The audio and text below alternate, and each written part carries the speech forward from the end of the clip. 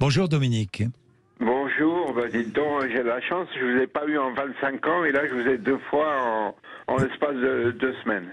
Vous écoutiez RMC, vous écoutez Sud Radio maintenant ? Écoutez, j'écoute les radios qui défendent le peuple. Voilà. Bon, vous vivez en Angleterre depuis 25 ans et vous dites, quand je suis arrivé en Grande-Bretagne, j'avais des préjugés sur la famille royale, comme beaucoup de Français d'ailleurs. Hein. Oui, tout à fait. Et vous avez appris à les connaître et à les aimer. J'adore l'Angleterre, ma femme est anglaise. Oui. Et je trouve que c'est un pays qui est pas très connu des Français. Les Français vont en Espagne, en Italie. Et l'Angleterre, c'est un pays tellement magnifique. Il faut venir en Angleterre. Il faut venir visiter l'Angleterre. Vous êtes ému, oui, vous êtes triste, vous êtes ému et triste aujourd'hui, Dominique ? Je suis un peu ému pour ma femme qui est très très émue, si vous voulez. Oui. Moi, je le prends peut-être à un degré différent, mais en tout cas, j'apprécie ce que la reine a fait en 70 ans de règne. Et elle a été mise à l'épreuve quand elle était toute jeune. Elle a perdu son père très jeune. Et il a fallu qu'elle fasse toutes les tâches qui lui étaient attribuées. Et elle a fait énormément pour le pays. Et les Britanniques sont très, très, très, très fiers de leur reine. Il ne faut pas dire du mal de la reine. Jamais. Merci Dominique, dans tous les cas. Merci vraiment. Merci. Guillaume Picon, vous êtes historien spécialisé dans l'étude des archives institutionnelles, éditeur, commissaire d'exposition. Guillaume Picon, vous avez entendu Charlotte Rampling, la réaction de cet auditeur. Elle régnait sans gouverner, mais elle régnait vraiment, c'est ce que je disais, c'est la réalité.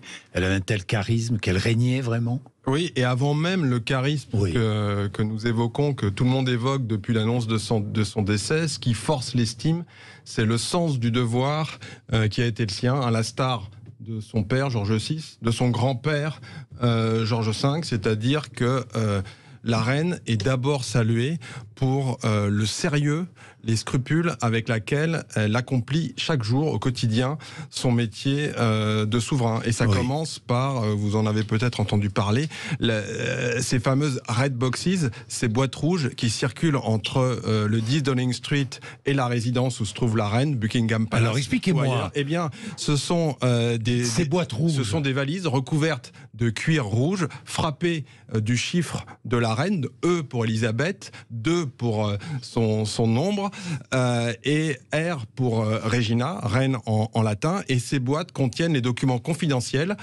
que le gouvernement transmet à la reine et que la reine doit lire, puisque tous les mardis, le souverain britannique a un tête-à-tête en fin d'après-midi avec le Premier ministre. Et il lui faut donc être au courant de la situation nationale et internationale. Et autant vous dire qu'en 70 ans de règne, Elisabeth II avait acquis une telle expérience qu'elle était capable de faire à ses différents premiers ministres des remarques extrêmement utiles et de prodiguer des conseils. Donc elle gouvernait pertinents. aussi.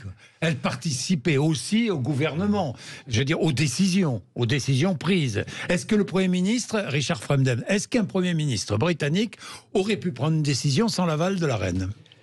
En 70 ans. En 70 ans, oui, bien sûr. Il y a eu des décisions contre l'avis de la reine. C'est évident. Mais elle donne vous venez de le dire, elle donne son avis. Oui, mais elle ne peut pas peser. Elle ne peut pas peser. C'est très important. C'est très important. Est-ce que vous croyez que beaucoup de premiers ministres ont, malgré son avis défavorable, ont pris des décisions qui pouvaient lui déplaire ? Oh, oui, j'imagine. Mais elle ne disait jamais rien. Elle leur disait, c'est-à-dire qu'on n'était pas avec eux dans la pièce, évidemment, ils sont seuls tous les deux. Bientôt, peut-être, sortiront des archives extraordinaires, vous les aurez certainement en main, mais on ne veut pas savoir ce qui se disait. Ce dont on se doute, c'est qu'elle donnait son avis, et elle savait, vous l'avez dit, en 70 ans, elle avait de quoi donner son avis. Oui. Mais elle ne peut pas aller tellement plus loin. À part peut-être en diplomatie, donc sur l'international, elle est quand même le chef du Commonwealth. Là, elle peut avoir, on va dire, mettre sa patte. C'est ça qui est important, mettre sa patte. C'est un pilier, ce à quoi on se raccroche quand ça va mal. Imaginez tout ce qu'elle a connu. Mais oui, c'est incroyable. En 36, elle devient héritière alors qu'elle n'était pas prévue d'être héritière. En 39, c'est la guerre. En 40, je le rappelais tout à l'heure, elle est à la BBC pour parler, Exactement. elle a 14 ans, pour parler aux jeunes de son âge. Exactement, elle s'engage. Elle s'engage. Le jour de la libération, elle est dans la rue avec sa sœur. Dans les rues, avec une peur incroyable, c'est d'être reconnue. Il faut imaginer ça. Donc le peuple, elle l'aime et elle en a peut-être un peu peur. Enfin, ça reste un souverain à devenir à ce moment-là. Mais elle est dans la rue avec les gens. Elle veut connaître la ferveur populaire. Ensuite, après 45, donc elle devient la reine en 52. En 56, c'est Suez. Imaginez ce qu'elle vit. C'est presque la 3e guerre mondiale qui est en train de s'annoncer avec le canal de Suez. Elle a vécu des moments incroyables, extraordinaires. Oui, puis elle a connu tous les grands de ce monde, elle les a côtoyés, elle les a fascinés aussi. Vous le disiez tout à l'heure. Parce que quand je vois les témoignages aujourd'hui, elle les a fascinés. Bien sûr. Alors, évidemment, elle est plus proche de De Gaulle parce que le monde est un peu le même. Puis lui a vécu en Angleterre et l'a croisé assez souvent, bien sûr.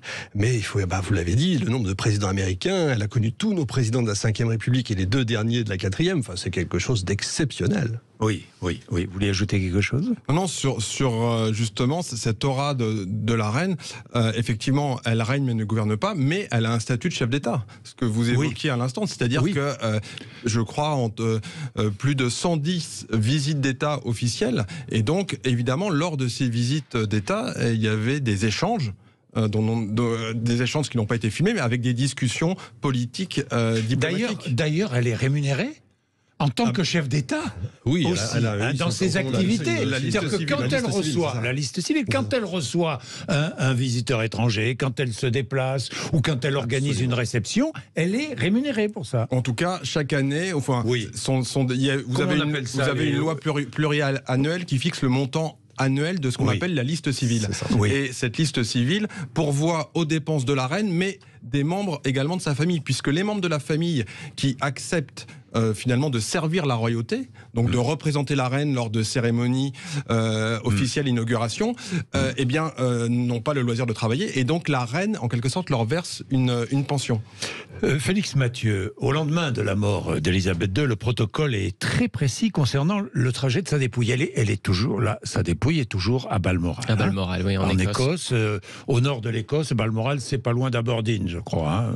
C'est l'aéroport le plus proche. L'aéroport le plus proche, Aberdeen. Oui, avec plusieurs cas de figure qui avaient été prévus en fonction du lieu de son décès. Donc, vu qu'il a eu lieu effectivement en Écosse, c'est ce dispositif secret Unicorn qui a été déployé. Autrement dit, le dispositif Licorne. La dépouille royale doit être conduite dans un premier temps à Édimbourg, la capitale écossaise. A priori, ça pourrait se faire par la route, avec d'abord une étape au palais d'Holyrood House, le siège du Parlement écossais, où se trouve un livre de condoléances. Et puis le cercueil sera conduit ensuite à quelques pas de là, toujours dans la cathédrale et toujours dans la capitale écossaise, justement dans la cathédrale Saint-Gilles, dans le vieil Édimbourg, où va se tenir une cérémonie avec la famille royale. Elle y sera amenée dans cette cathédrale via une procession. Le cercueil restera ensuite 24 heures sur place dans cette cathédrale ouverte au public, en attendant donc le rapatriement en Angleterre. Balmoral lui appartient. Balmoral n'appartient pas à la couronne britannique, non ? Non. C'est une résidence privée. En fait, c'est une résidence qui a été achetée par la reine Victoria. Comme Sandringham, plus tard, sera offert par la reine Victoria à son fils, le futur Édouard VII. Et ce sont des résidences privées. C'est bien que pour l'anecdote, quand Édouard VIII décide d'abdiquer, c'est son frère cadet qui devient roi sous le nom de George VI, donc le père de la future Élisabeth II. Et en tant que cadet, il n'a pas de fortune personnelle. Et il n'a pas les moyens financiers de régler à son frère, qui a hérité en tant qu'aîné de tous les biens privés de son père. Et donc, c'est à ce moment-là que le gouvernement britannique décide que le souverain britannique ne sera plus soumis à l'impôt. Parce que le nouveau roi n'avait pas les moyens d'acquitter les droits de succession. Et comme vous savez, ce droit a perduré jusqu'en 1992, où il a été jugé nécessaire que le souverain acquitte cette fois-ci, comme tous les citoyens, les impôts. Ça fait graisser les dents. Mais qui va hériter ? Les enfants, les petits-enfants, là, de ces biens personnels. Les enfants, directement. Mais d'abord l'aîné, d'abord l'aîné, l'héritier. Le roi, le nouveau roi. Primogenitus, comme on dit en latin. C'est l'aîné, c'est le premier. Comment se passe la succession ? Charles III, c'est évident, c'est son fils. Son nom n'est pas évident. C'est ça qui est passionnant. Oui. C'est que les Français le savent pas forcément, parce que chez nous, c'est évident. Louis s'appellera Louis toute sa vie, Henri, etc. Oui. Alors que là, ils ont, comme les papes, la possibilité de choisir. Et c'est extrêmement important. C'est-à-dire qu'il s'appelle Charles, il avait la possibilité de choisir un autre Il aurait pu prénom. s'appeler Édouard. Il aurait pu s'appeler Édouard. Il aurait pu comme roi. En tant que roi, il aurait pu s'appeler Édouard. Bien sûr, il aurait pu s'appeler Georges. Comme son grand-père. Comme son grand-père. Bien sûr, c'était Albert, Georges VI. Oui. Georges VI s'appelait Albert. Donc, il s'appelait Albert, oui. Donc il a choisi. Et ce choix est extrêmement important. Charles Ier, c'est le roi qui a été exécuté au moment de la Révolution anglaise. Oui. Charles II doit s'exiler. Il est roi d'Écosse. Ça, c'est extrêmement important aussi. Il est roi d'Écosse. Il s'exile, il doit partir. C'est la République qui naît en Angleterre. Il revient et il pardonne. Oui. Imaginez dans quelle lignée s'installe là Charles III actuellement. C'est volontaire. C'est un symbole extrêmement fort. C'est le pardon, c'est la restauration de l'État, de la religion. C'est Charles II qui crée l'anglicanisme. Vous voyez, ce mélange entre les catholiques et les protestants, c'est lui qui le crée. Imaginez la force aujourd'hui, l'impact aujourd'hui sur la religion. N'oubliez pas que Charles est marié à une femme divorcée. Parce que l'anglicanisme, normalement, ne permet pas. Oui, c'est vrai. Imaginez encore le pardon, la diversité confessionnelle.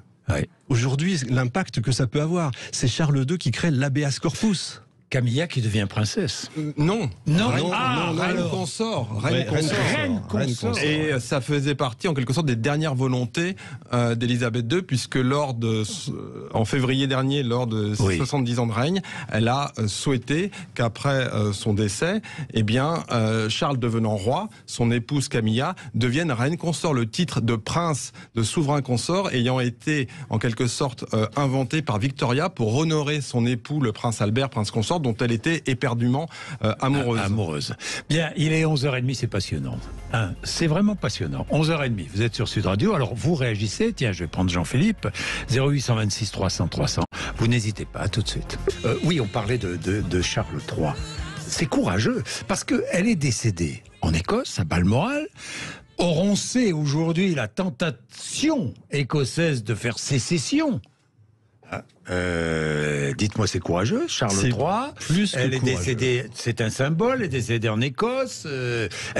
Sa dépouille va être exposée en plusieurs jours, exposée en Écosse à Édimbourg. Oui. Le château d'Holyrood, qui est la résidence officielle du souverain britannique en Écosse, puisque comme vous l'avez rappelé tout à l'heure, Balmoral, c'est une résidence privée. Privée, Balmoral, oui. Donc là, la résidence officielle, à côté du Parlement où siège la représentation écossaise, là où a été rapportée la pierre du destin, The Stone of Scone, qui avait été scellée pendant des siècles dans le trône du souverain britannique à Westminster pour matérialiser physiquement le lien et la subordination entre les deux couronnes, la couronne d'Angleterre et la couronne d'Écosse. Et cette pierre a été ramenée avec les cérémonies d'usage à Édimbourg. À Édimbourg. Richard Famden, c'est courageux, oui, je le disais. C'est très courageux, c'est plein de sens, plein de symbolique. C'est un signal très fort pour dire, vous voyez, on est tous ensemble. On est tous ensemble. Jean-Philippe est ému.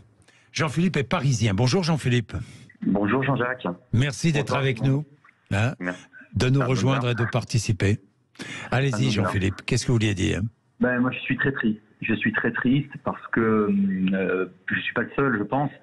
Quand la reine Elisabeth n'était pas seulement la reine des Anglais et du Commonwealth, mais c'était la reine du monde entier.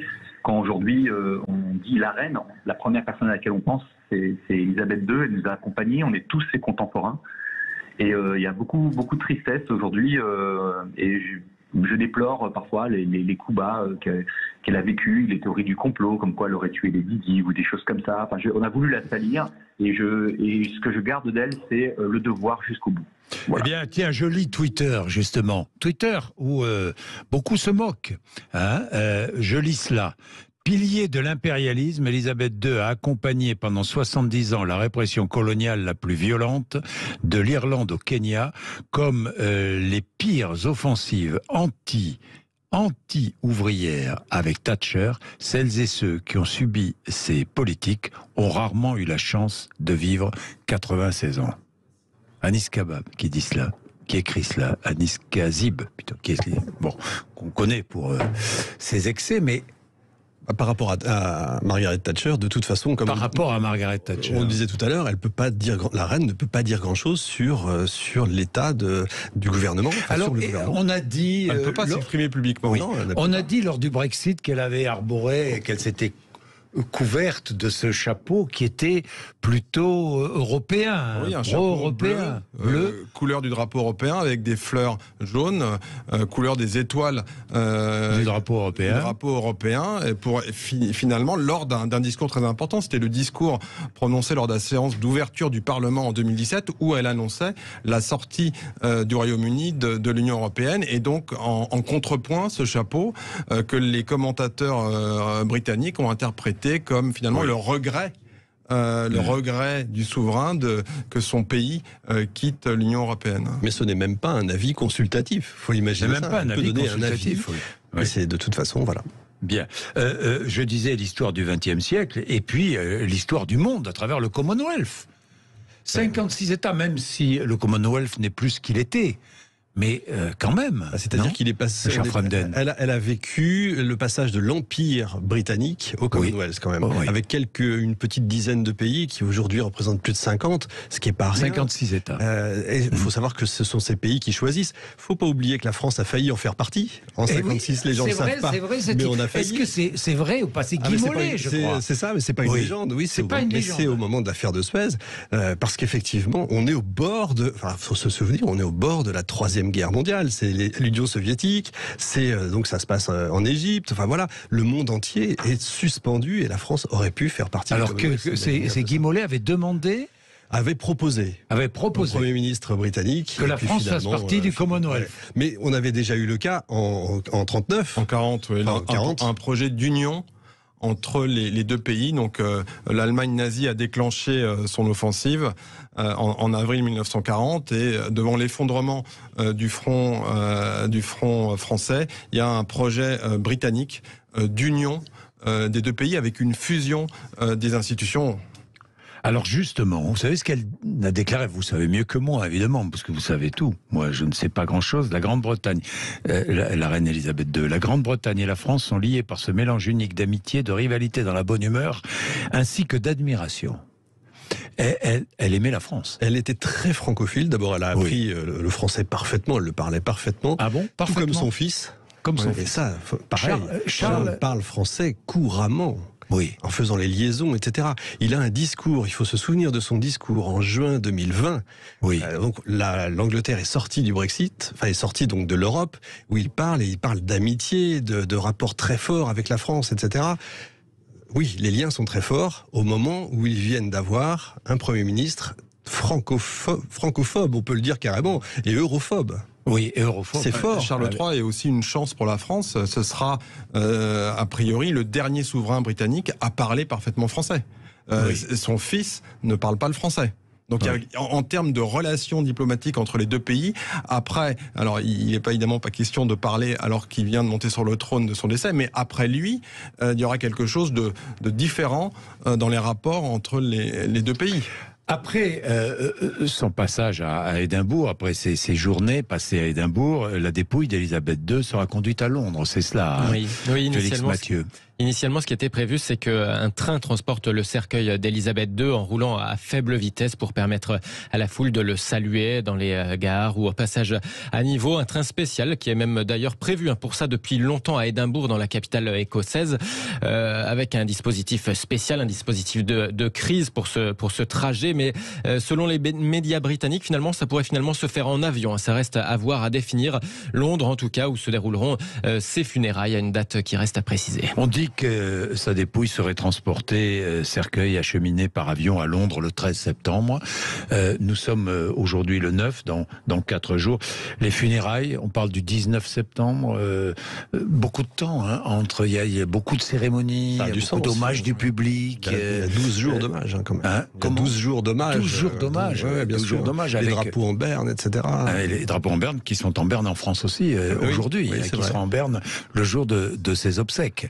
Il est 11h41. Ce que nous allons faire, nous allons prendre Mathieu qui nous appelle de Grande-Bretagne, de Cheltenham. Mathieu qui est avec nous juste après un petit peu de pub. Vous êtes sur Sud Radio, n'hésitez pas à appeler 0826 300 300.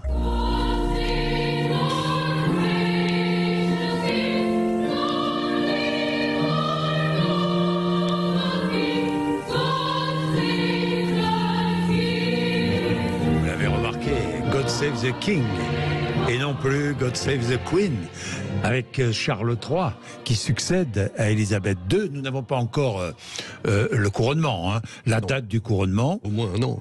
Un an au moins. Oh oui, de toute façon. Bah oui, il y a des grands moments là, internationaux, la Coupe du Monde, etc. Ils peuvent pas rivaliser. Donc. Oui. À propos de stade, chaque fois que Élisabeth II entrait dans un stade, elle était applaudie, hein, n'était pas sifflée, alors que les chefs d'État, eux, sont sifflés, hein, Richard Fremder. Alors un petit peu aux États-Unis, mais en France, oui. Alors c'est une mode, on va dire. En France, le président de la République est sifflé le jour de la finale de la Coupe de France. La différence, effectivement, on la voit. Il y a les images fabuleuses où elle est là le jour de la cérémonie d'ouverture des Jeux Olympiques. C'est exceptionnel. Elle a ce petit film avec James Bond qui est remarquable. Oui. On va parler des difficultés familiales auxquelles elle a été confrontée toute sa vie, une bonne partie de sa vie. Mais je voudrais prendre Mathieu, qui est à Cheltenham en Grande-Bretagne. Bonjour Mathieu. Bonjour Monsieur Bourdin. Vous êtes en Angleterre depuis 16 ans, Mathieu, c'est cela? C'est ça, oui, tout à fait. Bon, vous êtes très triste aujourd'hui, je le sens, enfin vous le dites, hein, vous le dites clairement. Oui, c'est un peu une tristesse, je dirais peut-être plus une sorte de mélancolie. C'était quelqu'un qui était très présent, enfin, déjà même pour des Français, on a pour beaucoup, la plupart d'entre nous, on a grandi avec elle. Évidemment, en Angleterre, elle est très présente d'une manière générale dans la culture, dans les discussions, dans l'histoire qu'elle représente. Donc c'est effectivement une page d'histoire qui se tourne, Depuis hier soir, vous avez rencontré beaucoup d'amis britanniques ou de la famille. Que disent-ils?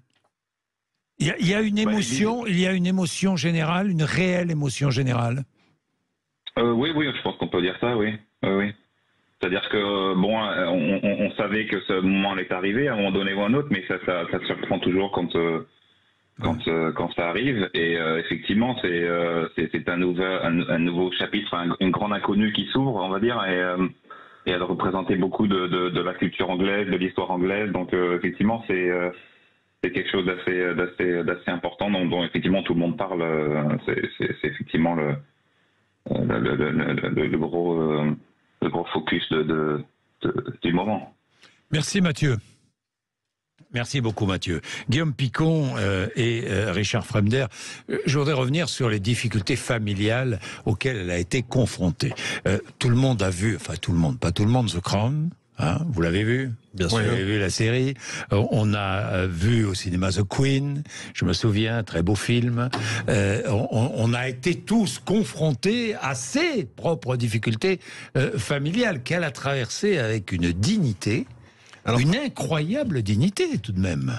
Souvenons-nous de cette fameuse année 1992 qu'elle-même avait qualifiée d'annus horribilis. D'annus horribilis, parce que cette même année, il lui avait fallu annoncer le divorce de 3 de ses enfants, le prince Charles, la princesse Anne et Andrew, et la même année également une partie du château de Windsor, donc qui symbolise vraiment la dynastie royale britannique, avait brûlé. Oui, je me souviens de cet incendie. Ouais. Et on voit, il y a des photos très émouvantes, on la voit le lendemain de l'incendie qui marche. Elle n'a jamais donné en public ses états d'âme concernant ses problèmes familiaux. Vous l'avez dit tout à l'heure, never explain, never complain. Voilà. Ne jamais expliquer, ne jamais se plaindre, elle n'est pas là pour ça. Le corps de la reine et la femme est derrière. Elle n'existe plus, entre guillemets. Elle incarne ce royaume. Mais on sait quand même, des livres ont été écrits, il y a eu des confidences plus ou moins vraies d'ailleurs, des uns et des autres, de personnes qui ont travaillé auprès d'elle. Oui. D'ailleurs, la série The Crown est effectivement très bien, super bien jouée, c'est extraordinaire. Il faut faire attention, c'est très romancé quand même. Hein. Oui. Par contre, l'ambiance est là. Et c'est ça qui est important, c'est qu'on comprend l'ambiance. On comprend le corps de la reine, justement. C'est ça qui est intéressant. Après, les histoires familiales doivent arriver derrière. Mais Diana, par exemple, elle s'entendait bien ou pas avec Diana? Est-ce que... Je ne sais pas. Dans l'esprit de la reine d'Angleterre, Lady Di c'est le grain de sable dans les rouages, parce qu'elle est exubérante, parce qu'elle est tout le temps dans les médias. La princesse de Galles, en quelque sorte, n'a pas voulu jouer selon les règles du jeu. Et là, je reprends à dessein le titre, la règle du jeu, le titre du film de Jean Renoir. Donc il y a des règles du jeu qui lui ont pas toutes sans doute été présentée, qu'elle était sans doute trop jeune pour pleinement intégrer, mais elle a en quelque sorte bousculé la partie en train de se jouer.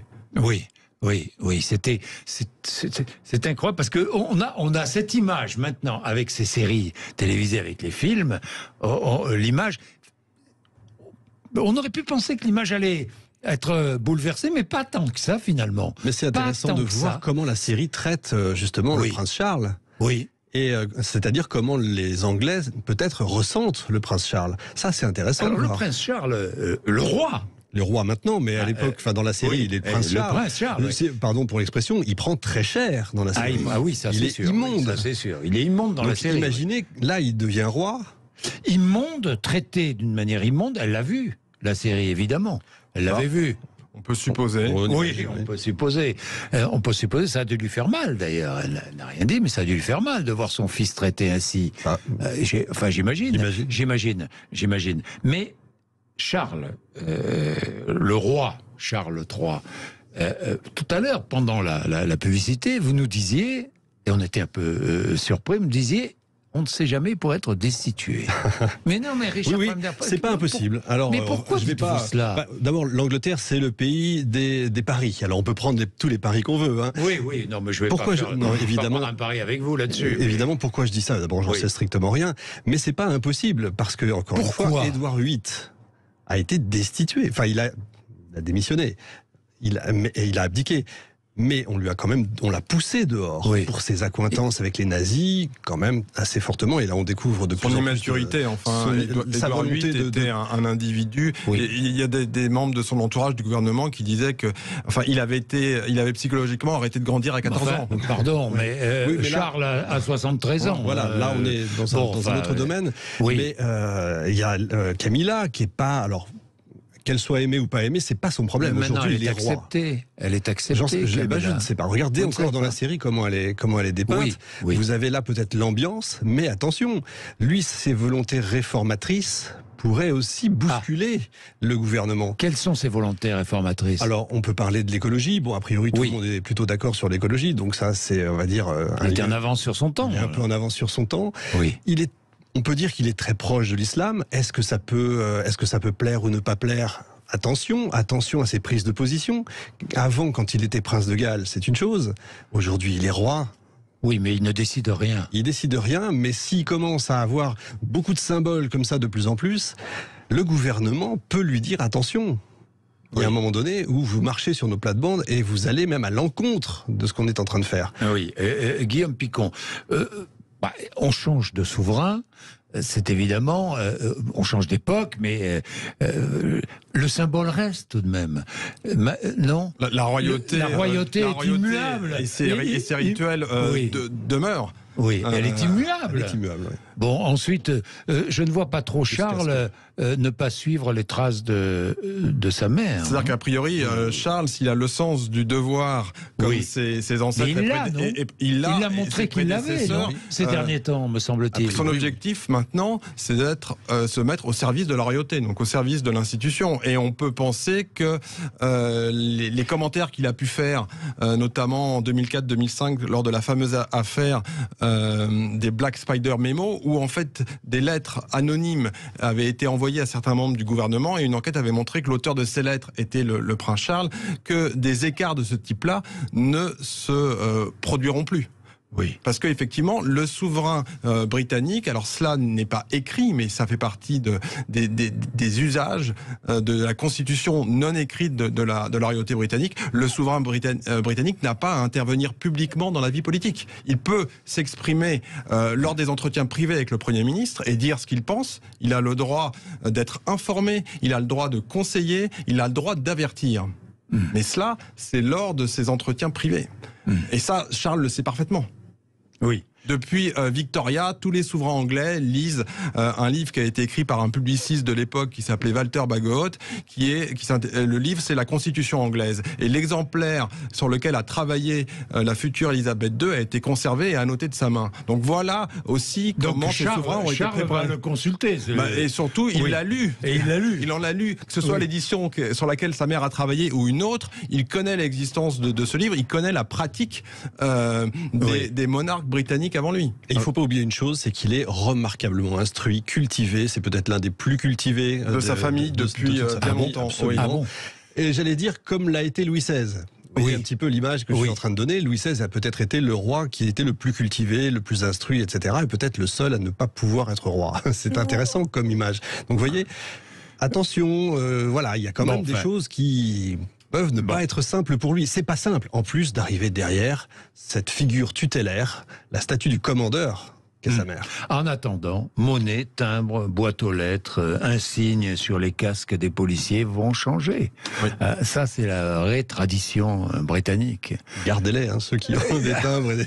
Mais vous savez que parmi beaucoup de Français, il y a une forme de nostalgie face à la monarchie, c'est notre paradoxe. C'est le paradoxe. C'est notre côté schizophrène. Le désir d'égalité, le goût des privilèges.